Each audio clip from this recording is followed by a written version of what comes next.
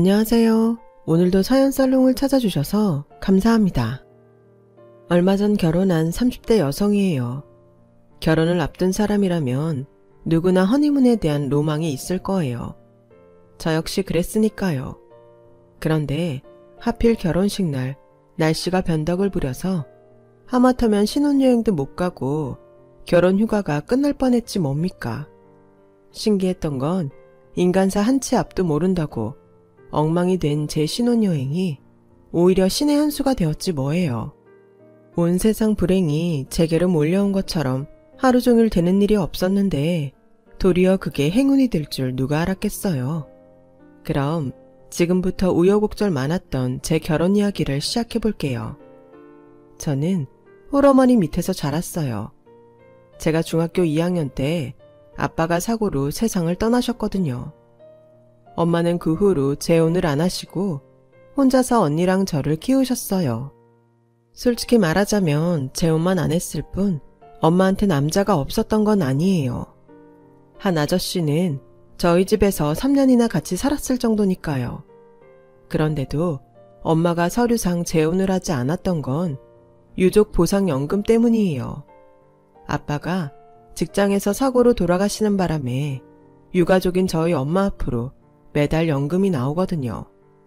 그 연금은 엄마가 재혼을 하면 더 이상 받을 수 없기 때문에 엄만 혼인신고는 하지 않고 동거만 하셨던 거예요. 물론 엄마는 절대 돈 때문에 재혼을 안 한 건 아니라고 하시지만요. 살아보니 그놈이더라. 하나같이 여자를 무슨 지집 가정부로 하는지 밥 해와라 빨리해라 툭하면 일어나 부려먹을 생각만 한다니까. 그렇다고 돈이나 펑펑 벌어오면 말도 안 해요. 하나같이 내 벌이보다 못한데 내 돈 들여가며 먹이고 입히며 살 일이니? 나이 든 여자한테는 자고로 돈이 서방보다 나은 법이야. 난 돈만 있으면 돼. 엄마 말대로 엄마는 웬만한 남자보다 돈을 더 잘 버셨어요. 물론 아빠가 우리 식구 먹고 살 정도의 유산을 남겨주신 덕도 있지만 그 돈을 잘 굴려서 키운 건 엄마의 노력이었죠. 대한민국에서 가장 좋은 돈벌이는 뭐니 해도 부동산이야. 주식은 떨어지고 은행은 망할지 몰라도 땅은 절대 안 떨어지거든. 나는 사람은 안 믿어도 땅은 믿는다. 이게 이 엄마가 남편 없이도 니들을 대학까지 보낼 수 있었던 힘이야. 엄마는 아빠가 돌아가신 뒤로 유독 부동산에 집착했어요. 여기저기 다니면서 부동산 강의도 들으시고 부동산 경매 공부도 열심히 하셔서 아빠가 남겨준 유산을 종잣돈 삼아 재산을 불려나가셨죠. 엄마 말대로 저희 자매가 돈 걱정 없이 대학 공부까지 할 수 있었던 건 엄마의 이런 능력 덕분이었어요.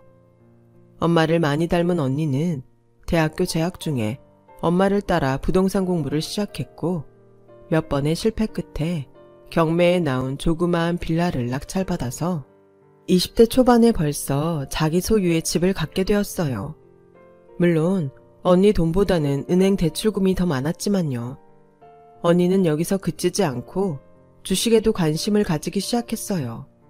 그러다 주식 전문가인 형부를 만나 결혼까지 하게 되었고요. 형부는 자산만 해도 100억이 넘는 사람으로 증권회사를 다니다 독립해 컨설팅 회사를 차린 사람이었죠.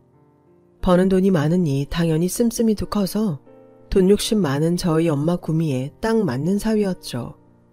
형부는 언니랑 결혼 허락을 받으러 처음 저희 집에 오면서 엄마 선물로 다이아 반지를 사올 정도로 엄마한테 돈으로 공세를 퍼부었어요. 그 덕에 엄마는 큰 사위라면 꾸벅할 정도로 형부 편을 들게 되었고요. 대학을 졸업하자마자 취직도 않고 바로 시집을 간 언니는 남편의 재력 덕분에 일도 않고 놀면서도 억대가 넘는 수입차를 끌고 다니며 명품관 VIP로 살게 되었죠. 엄마는 저한테 언니 반만 닮아보라고 노래를 부르세요. 여자가 능력은 있어서 뭐하니? 남자 잘 만나 돈 펑펑 쓰며 살면 그게 행복인 거지. 네 언니를 봐라. 지 남편 잘 만나서 손에 물 한 방울 안 묻히고도 떵떵거리며 잘 살잖니. 죽어라 공부해봐야 뭐해. 쥐꼬리만한 월급 받는 월급쟁이 신세밖에 더 되냐고. 그러니 네 언니가 똑똑한 거지. 그러니까 너도 괜히 취직한다 어쩐다 생고생하지 말고 돈 많은 남자 만나 결혼할 생각이나 해. 안 그래도 취업 문제로 골머리를 앓던 저는 엄마의 이런 말 때문에 상처받는 날이 하루 이틀이 아니었어요. 그렇다고 엄마나 언니처럼 살고 싶지 않아서 취업을 포기할 수도 없었죠. 그 결과 이력서를 수십 장이나 쓰고서야 저는 취업에 성공할 수 있었고 우리 집 식구들 중 유일하게 직장 생활을 하게 되었어요. 다달이 받는 월급 중 대부분은 적금을 넣고 나머지 돈으로 한 달을 알뜰히 살아야 가계부에 구멍이 안 나는 팍팍한 생활이 이어졌지만 그래도 통장에 차곡차곡 쌓이는 돈을 보면 내가 열심히 살고 있다는 생각이 들어 안심이 됐어요. 엄마랑 언니 눈에는 이런 제가 멍청해 보였을지는 모르지만요. 사람마다 사는 방식이 다른 법인데 엄마는 그 다름을 인정하려 들지 않으시니 답답했죠. 예를 들어 제가 어버이날 선물을 사드리면 포장도 뜯기 전에 그러세요. 네가 아는 선물이야 안 봐도 뻔하지. 기껏해야 1, 20만 원짜리 싸구려 아니겠니? 크기를 보아하니 화장품? 아니면 스카프니? 뜯을 것도 없이 그냥 영수증 내놔. 가서 내 돈 더 내고 내 취향에 맞는 걸로 바꿔다 쓸 테니까. 그러게 차라리 돈으로 가져오지? 뭐하러 귀찮게 매번 선물로 사오니? 하긴 꼴랑 1, 20만 원 봉투에 넣어오는 것도 창피하긴 하겠지. 그러게 기집애야. 시집가라는데 뭐하러 사서 고생이야. 네 언니는 이번에도 어버이날이라고 통장으로 300 보냈더라. 어디 그뿐인 줄 아니? 네 형부는 네 언니 편에 명품 구두까지 사서 보내줬어. 돈 많은 남자 만나 사니까 엄마한테 효도도 하고 얼마나 좋아? 그런데도 그깟 몇 푼 안 되는 월급 쪽에서 아등바등하고 살래? 엄마, 남편 등에 빨대 꽂고 사는 게 그렇게 당당할 일이야? 엄마가 돼서는 어떻게 딸한테 남편한테 기대 살라는 소리를 해. 인생 그렇게 만만하지 않아요. 엄마 나보다 몇십 년은 더 살았으면서 왜 그런 것도 몰라? 암튼 난 내 방식대로 살 테니까 더는 나한테 언니처럼 살라고 강요하지 마. 난 내 인생 내 힘으로 살 거니까. 세 모녀 중 달라도 너무 다른 저는 엄마랑 말싸움을 할 때마다 아빠 생각이 더욱 간절했어요. 제가 아빠 성격을 많이 닮았거든요. 그래서 아빠가 살아계실 때도 저는 아빠랑 각별한 부녀지간이었어요. 유일한 내 편이 세상을 떠나자 엄마와 언니는 자신들과 다른 저를 마치 외계인 보듯 했어요. 세 모녀가 같이 있을 때면 늘 저는 왕따를 당하기 일쑤였죠. 고독은 산중에 있는 게 아니라더니 전 가족과 있을 때 고독을 느끼네요. 한 번은 하도 답답해서 친한 친구한테 이런 고민을 털어놨더니 저랑 가치관이 비슷한 남자를 만나 연애를 해보면 어떻겠냐고 하더라고요. 나와 비슷한 사람이 곁에 있으면 말도 잘 통하고 외로움도 덜할 거라고 말이죠. 하지만 사람 속을 양말 뒤집듯 홀라당 뒤집어 볼 수도 없는데 어떻게 저랑 비슷한 성향인지 알 수 있겠어요. 일단 취미가 비슷한 사람들을 만나서 탐색하다가 그 중에서 고르면 되잖아. 아무래도 취미가 비슷하면 성향이 닮을 확률도 높지 않겠어? 그래서 생각해낸 게 요즘 한창 유행하는 플로깅이었어요. 플로깅은 산책을 하면서 쓰레기를 줍는 활동인데 운동도 하면서 환경보호도 할 수 있어서 제 취향과 딱 맞는 것 같더라고요.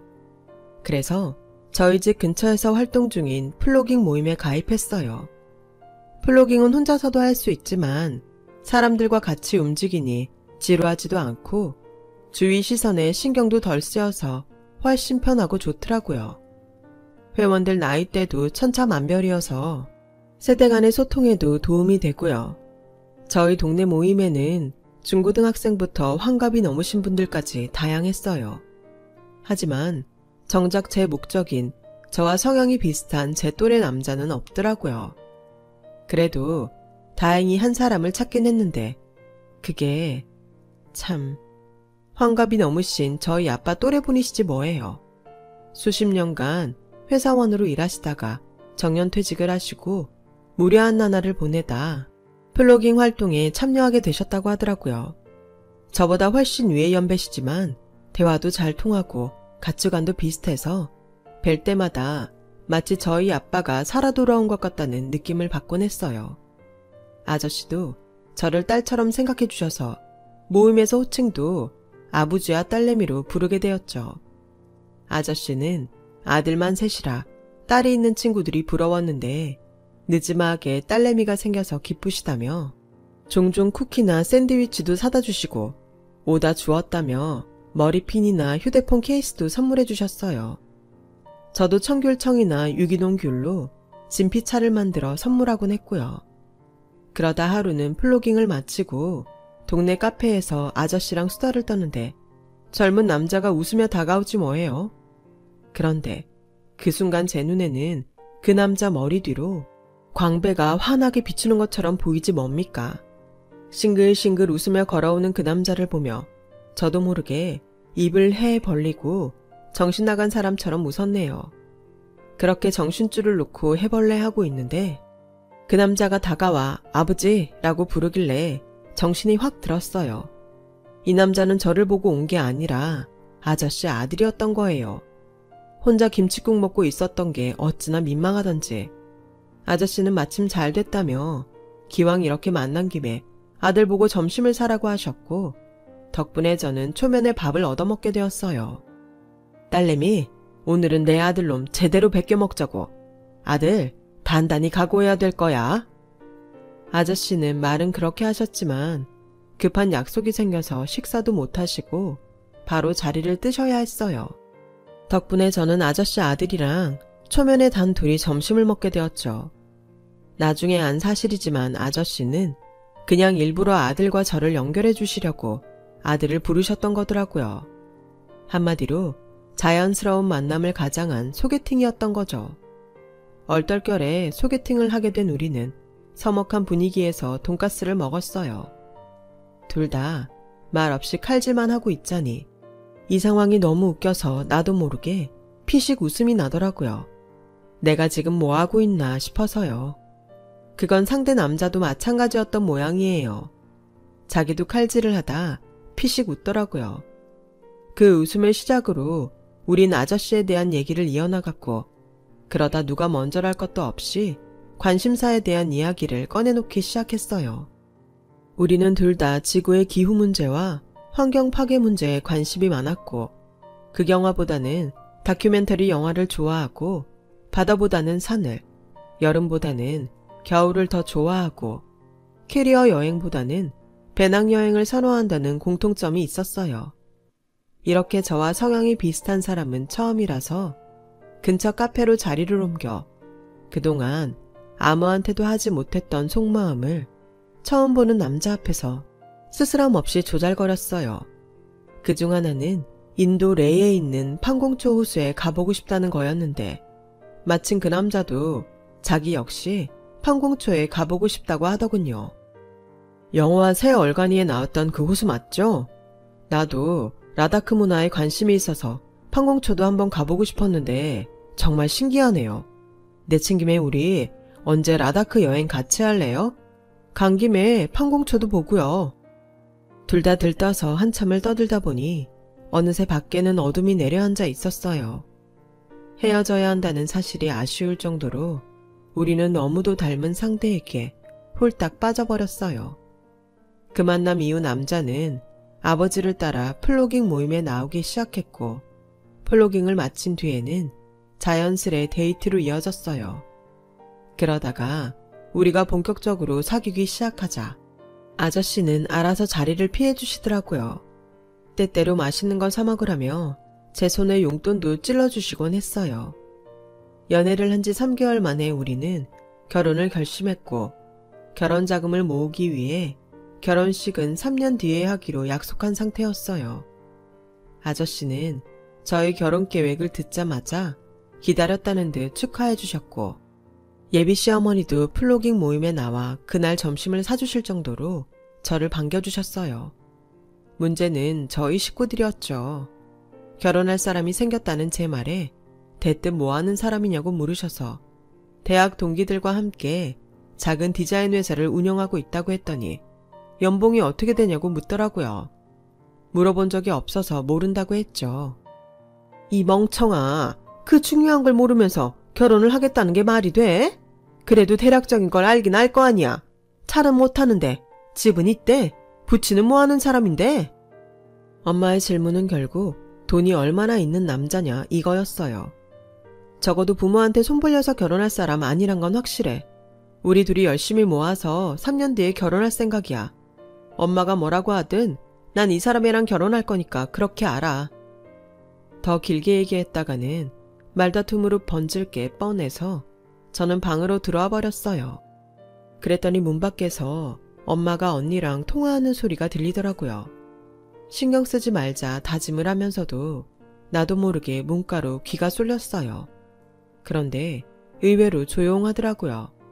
그러더니 그 주 주말 어떻게 알고 왔는지 몰라도 저희 엄마랑 언니가 플로깅 모임에 나왔지 뭐예요. 둘 다 명품으로 쫙 빼입고 나와서는 쓰레기는 안 줍고 제 남자 옆에서 짜증날 정도로 달라붙어 호구조사를 하는데 정말 내 가족이지만 창피해서 혼났다니까요. 웃긴 건 거기에 저희 시아버지 되실 분이 있다는 걸 몰랐는지 아버님한테 예비 사익감에 대해 꼬치꼬치 캐묻고 있지 뭐예요. 보다 못한 제가 달려들어 엄마랑 언니를 데리고 집으로 왔어요. 그랬더니 그 짧은 시간에 수집한 정보를 바탕으로 모녀가 세상 끝난 것처럼 난리를 치더라고요. 엄마, 쟤는 누굴 닮아서 저 모양이야? 들어보니까 차도 경차고 부모 집에 얹혀 사는 것 같아. 디자인 회사만 해도 그래. 그 사람한테 받은 명함으로 구글링 해봤는데 죄다 돈 안 되는 일만 했더라고. 엄만 제가 이런 사람 만나고 다니도록 집에서 도대체 뭐하고 있었어?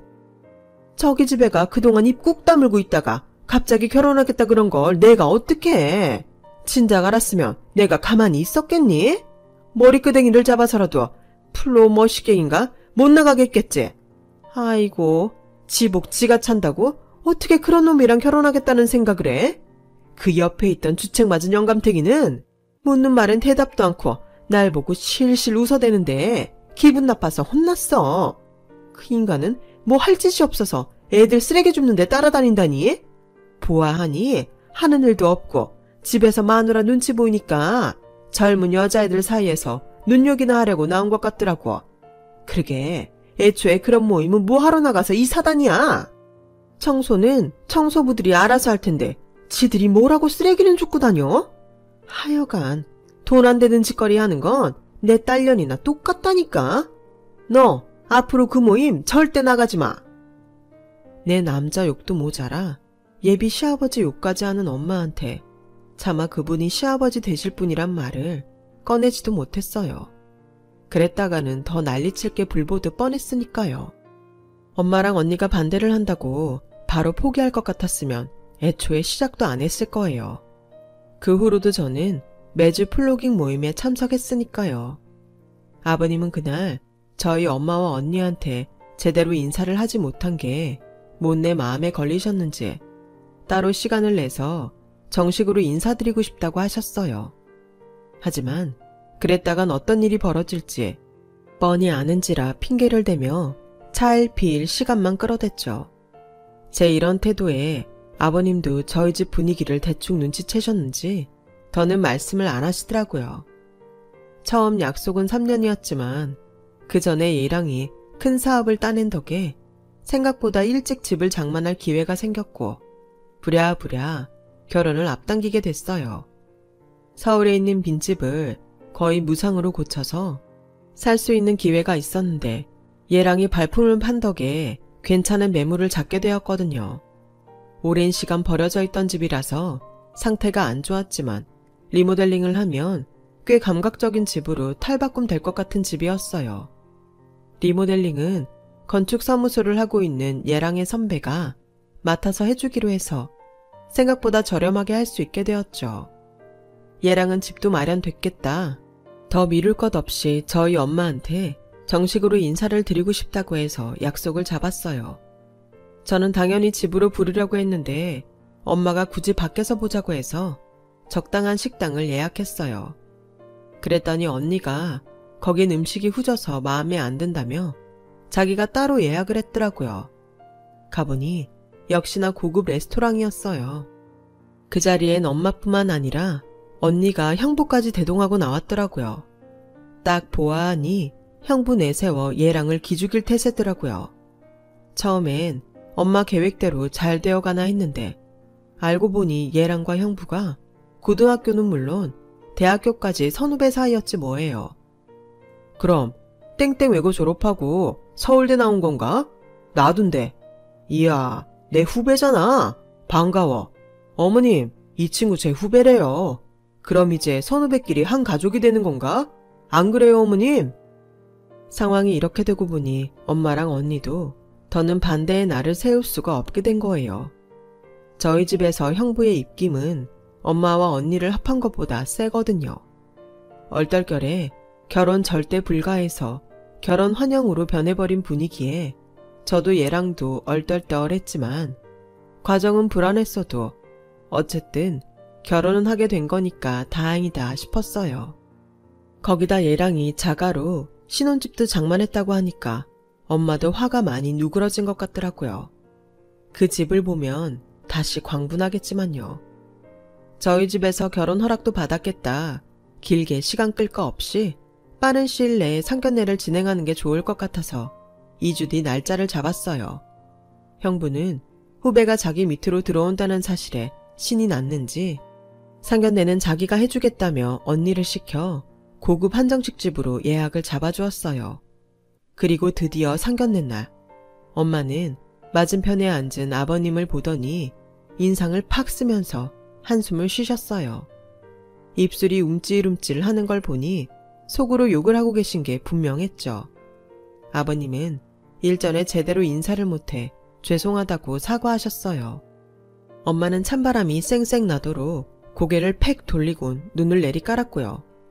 그 바람에 분위기는 냉랭해졌고 업무 때문에 늦게 도착한 형부가 오고 나서야 분위기는 밝아졌어요. 형부는 학연을 내세우며 앞으로 잘 지내보자며 연거푸 건배를 해댔고 결국 혼자 취해서 약간의 술주정을 하는 바람에 상견례는 거기서 일단락 되었어요.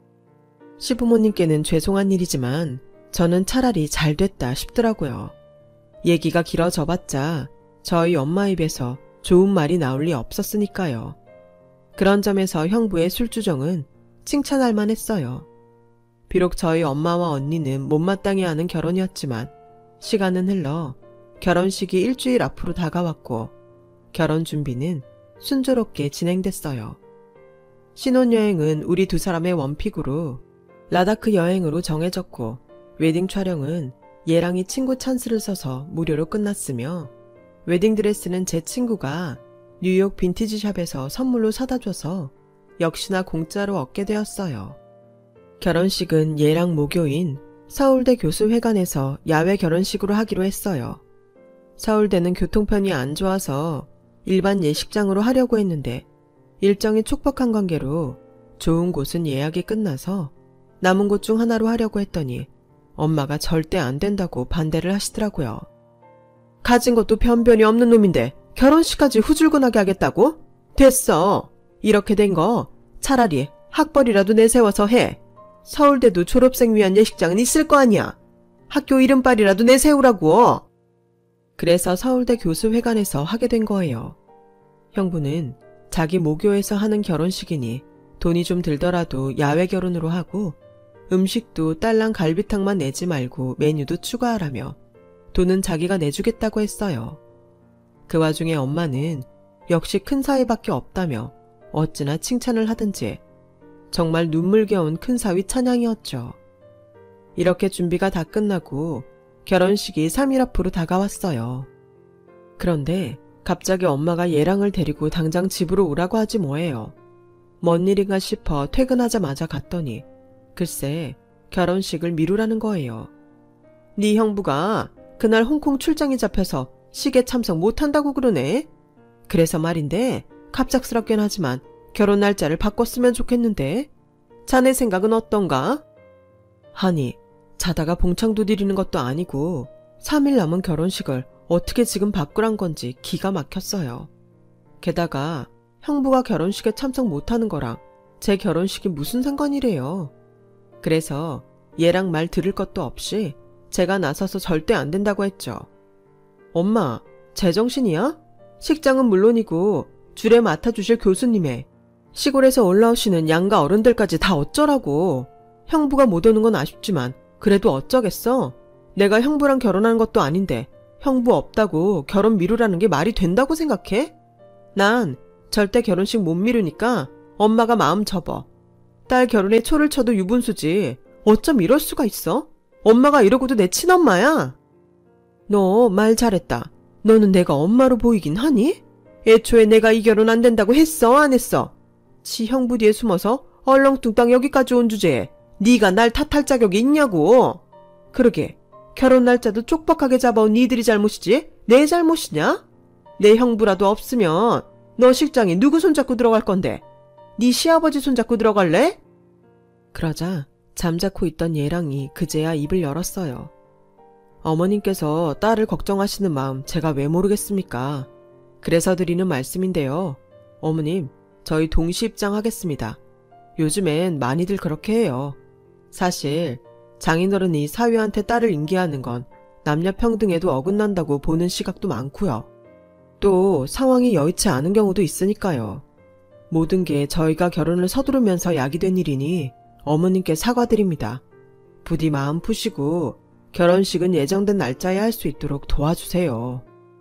엄마의 무리한 요구에도 싫은 기색 하나 없이 점잖게 부탁하는 예랑의 모습에 저는 미안하면서도 고맙고 한편으로는 든든하다는 생각이 들었어요. 예비사위의 어른스러운 모습에 엄마도 더 고집을 부리지 않으셨어요.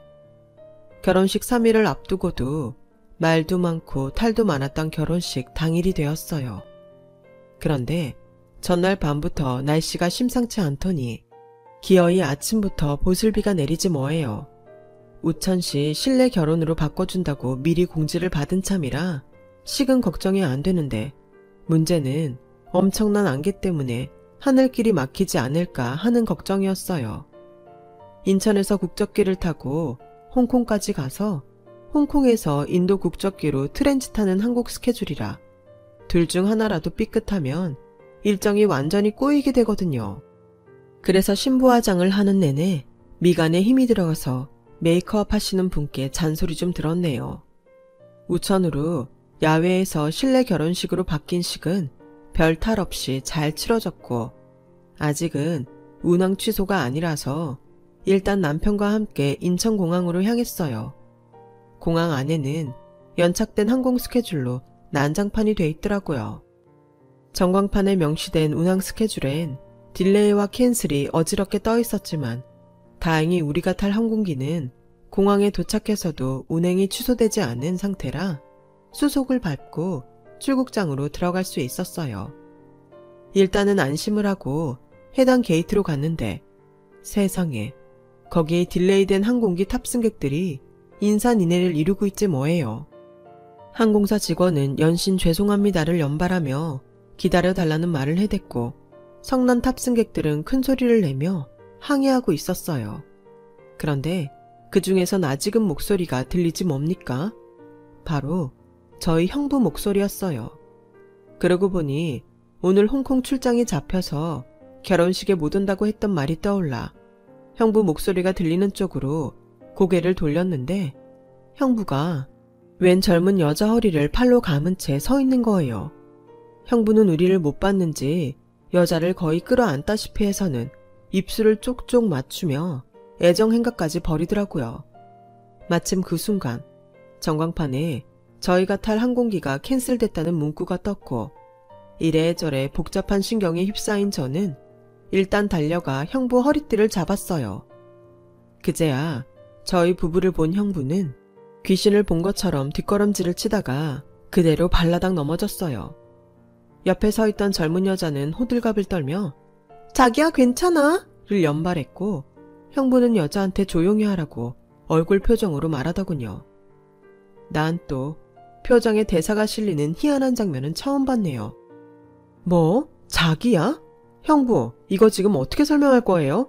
홍콩 출장 간다던 사람이 자기야를 부르는 여자랑 공항에 있는 걸 어떻게 받아들여야 되냐고요? 아, 됐고 일단 집에 가서 얘기해요.